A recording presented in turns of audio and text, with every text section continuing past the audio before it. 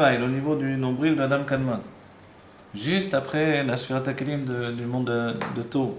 Quand on est dans son bureau, on voit ce niveau-là. Voilà. On le voit, mamash.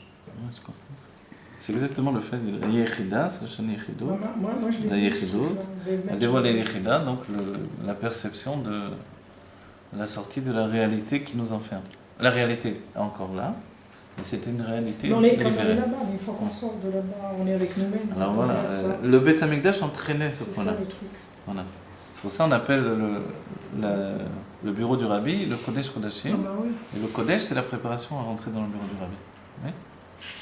Les rabbis me l'ont expliqué eux-mêmes, c'est voulu, c'est pas juste comme ça.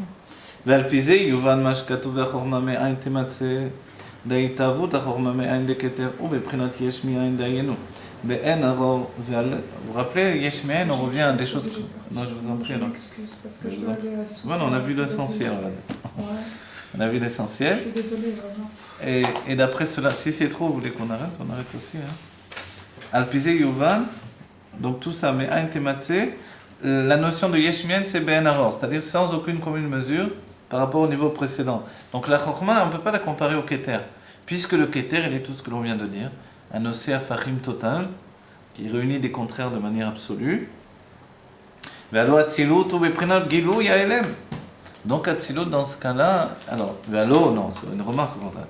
Mais quoi, Atzilut, on a vu que c'était un Gilou Yaelem. Vous vous rappelez toute la discussion? Bon, peut-être qu'on va arrêter là, parce qu'on rentre à nouveau dans un...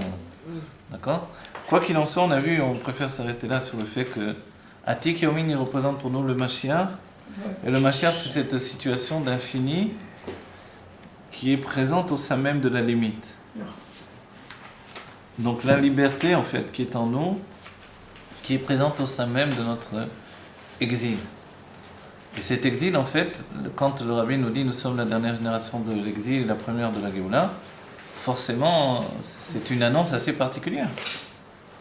C'est-à-dire que c'est une annonce qui vise le fait que tant qu'on n'a pas passé le stade de la Géoula effective pour chaque être vivant, c'est-à-dire qu'on n'a pas propulsé chacun dans le niveau de Atik Yomin, alors chacun, il suffit d'un juif. Oui, mais justement, un juif va propulser voilà. tout le monde dans cette conscience-là dont on vient de parler.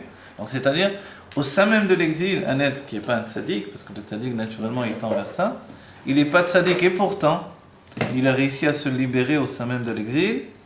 Il va faire que la conscience qu'il a, lui, assimilée, va se propager sur tout le peuple juif. Parce qu'on est tous liés les uns aux autres. Et dans ce cas-là, évidemment, la Géoula sera effective pour chacun d'entre nous. Alors c'est le but du voilement du Rabbi dans ce moment. Oui, c'est le but, évidemment. Sinon, on n'aurait même pas le désir de se propulser vers ça, on n'aurait même pas la conscience. Tout s'est fait à partir de là, effectivement. C'est le but. C'est-à-dire que le Rabbi soit arrivé lui-même, c'est une évidence, c'est rien. Voilà. Mais que l'on y arrive, nous, ça nous paraît impossible. Mais c'est l'idée et le point de départ même de cette démarche-là.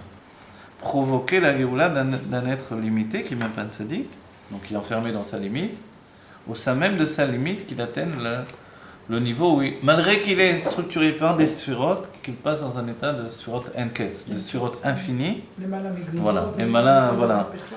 Au-dessus de toute limite. Donc, voilà, le monde devient un monde libre.